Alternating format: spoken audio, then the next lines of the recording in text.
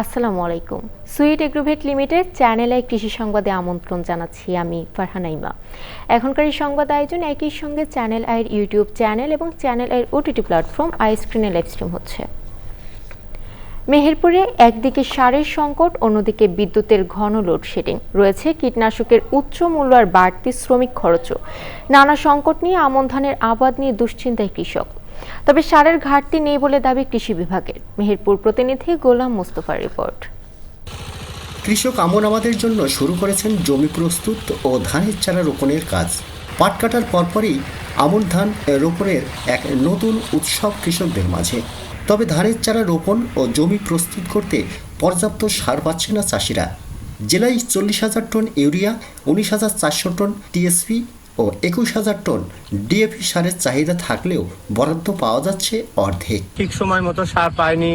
সার নিতে গিয়ে ডিলারের কাছে গিয়ে লাইনে দাঁড়িয়ে দেখা যাচ্ছে যে সার দিতে দিতে অর্ধেক মানুষ পেয়ে আর অর্ধেক মানুষ শেষের দিকে আমরা আর সার পাইনি, ঘুরে আসলাম। মাসে একদিন সার দেয়, তাও আপনার হাফ বস্তা। এখন হাফ বস্তা এক মাসে সার দিলে তো আমরা কোনো আবাদ করতে পারবো না। ডিলারের সার কিনতে গেলে আমরা সার পাইছি না, ডিলার থাকতে বলছে আমাদের ওয়ার্ডের সার নাই, কিন্তু দোকানে গেলে বেশি দাম দিয়ে সার ঠিকই পাওয়া যাচ্ছে। তবে কৃষি বিভাগ বলছে সারের কোনো সংকট নেই। চাষিরা তাদের জমিতে অতিমাত্রায় সার প্রয়োগের অভ্যাস থাকায় সারের সংকট তৈরি হয়েছে। ডিলাররা আমাদের যে প্রতি মাসে বরাদ্দকৃত সার সেইটা সরকার নির্ধারিত মূল্যে আমাদের উপসহকারী কৃষি কর্মকর্তাদের উপস্থিতি বিতরণ করা হচ্ছে।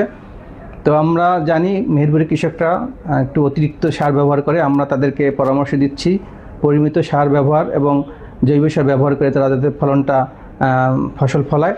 তো এই বিষয়ে আমাদের পরামর্শ অব্যাহত আছে। মেহেরপুর জেলায় চলতি আমন আবাদের লক্ষ্যমাত্রা ধরা হয়েছে 26,900 হেক্টর জমিতে। মেহেরপুর থেকে গোলাম মোস্তফা, চ্যানেল আই। পুরো দমে আমন আবাদ শুরু করেছেন রংপুরের কৃষক। আলু বোরো ধানের ন্যায্য মূল্য না পাওয়ার পর ঘুরে দাঁড়াতে দিনভর ধানের চারা রোপণে ব্যস্ত সময় পার করছেন তারা। রংপুর থেকে মেরিনা লাভলি রিপোর্ট। আলু ও বোরো ধানে ফসলের ন্যায্য মূল্য পায়নি রংপুরের কৃষক, তাই ঋণের বোঝা মাথায় নিয়ে আমন আবাদে নেমে পড়েছেন তারা।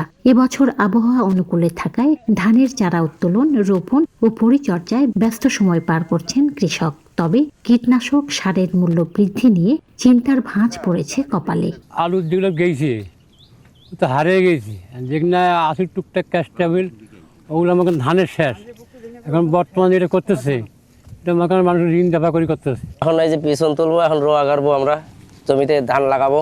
কৃষি যে আসলে বিপণন ব্যবস্থাগুলো আছে সেখান থেকে সারগুলো ন্যায্য মূল্য নিয়ে সেটা আসলে একবারে কৃষকের মাধ্যমে বন্টন করা দরকার। সারের একটু সস্তায় পাই, দ্বিতীয়ত আমাদের ওষুধের দামটা এবারে একটু বেশি, সরকার জন্য এই দিকে একটু নজর রাখে। আলু ও বোরো ধানের ক্ষতি পুষিয়ে নিতে আমন আবাদে আধুনিক কলাকৌশল মাঠ পর্যায়ে ছড়িয়ে দিতে কাজ করছে কৃষি বিভাগ। আমরা চেষ্টা করছি লাইনে রোপণ এবং সেখানে আমাদের পার্সিং, এই সমস্ত সুষম সার।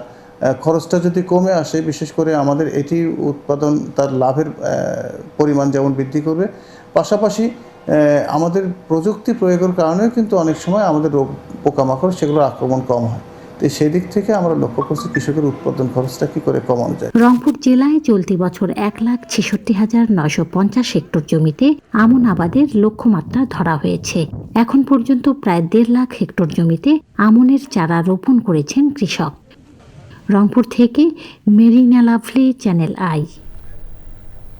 রূপালী মৎস্যে স্বনির্ভর দেশ, সবার আগে বাংলাদেশ। এই স্লোগানে জেলায় জেলায় নানান আয়োজনের মধ্য দিয়ে জাতীয় মৎস্য পক্ষ পালিত হচ্ছে। প্রতিনিধিদের পাঠানো তথ্য ভিডিও চিত্রে আলমুকসিদের রিপোর্ট। বরিশালের বাবুগঞ্জে রূপালী মৎস্যে স্বনির্ভর দেশ, সবার আগে বাংলাদেশ প্রতিপাদ্যে জাতীয় মৎস্য পক্ষ চলছে। কর্মসূচির মধ্যে ছিল মৎস্যপোনা অবমুক্তকরণ র্যালি ও আলোচনা সভা। ভোলায় জাতীয় মৎস্যপক্ষ উপলক্ষে র্যালি, মাছের পোনা অবমুক্তকরণ ও আলোচনা সভা হয়েছে। প্রধান অতিথি ছিলেন জেলা প্রশাসক ডক্টর শামীম রহমান। জাতীয় মৎস্যপক্ষ উপলক্ষে মেহেরপুরে আলোচনা সভা হয়েছে। প্রধান অতিথি ছিলেন অতিরিক্ত জেলা ম্যাজিস্ট্রেট তাজওয়ার আকরাম শাকাপি ইবনে সাজ্জাদ। অনুষ্ঠান শেষে মাছ উৎপাদনের বিশেষ অবদানের জন্য জেলার 2 চাষিকে সম্মাননা দেয়া হয়। নীলফামারীতে জাতীয় মৎস্যপক্ষ উদযাপন উপলক্ষে র্যালি, আলোচনা সভা, পুরস্কার বিতরণ ও মাছের পোনা অবমুক্ত করা হয়েছে। উদ্বোধন করেন সংসদ সদস্য অ্যাডভোকেট আল ফারুক আব্দুল লতিফ। ফিরোজপুরে জাতীয় মৎস্যপক্ষ উপলক্ষে র্যালি, মুক্ত জলাশয়ে মাছ অবমুক্তকরণ ও আলোচনা সভা হয়েছে। জাতীয় মৎস্যপক্ষ উপলক্ষে ঠাকুরগাঁওয়ে র্যালি ও আলোচনা সভা হয়েছে। মৌলভীবাজারে জাতীয় মৎস্যপক্ষ উপলক্ষে র্যালি করেছে জেলা প্রশাসন ও জেলা মৎস্য অধিদপ্তর। Al Muksid, channel I. Sweet agrovet limited channel I কৃষি সংবাদের আজকের আয়োজন এই পর্যন্তই। পরবর্তী সংবাদ আয়োজনে আমন্ত্রণ জানিয়ে শেষ করছি। এতক্ষণ আমাদের সঙ্গে থাকার জন্য ধন্যবাদ।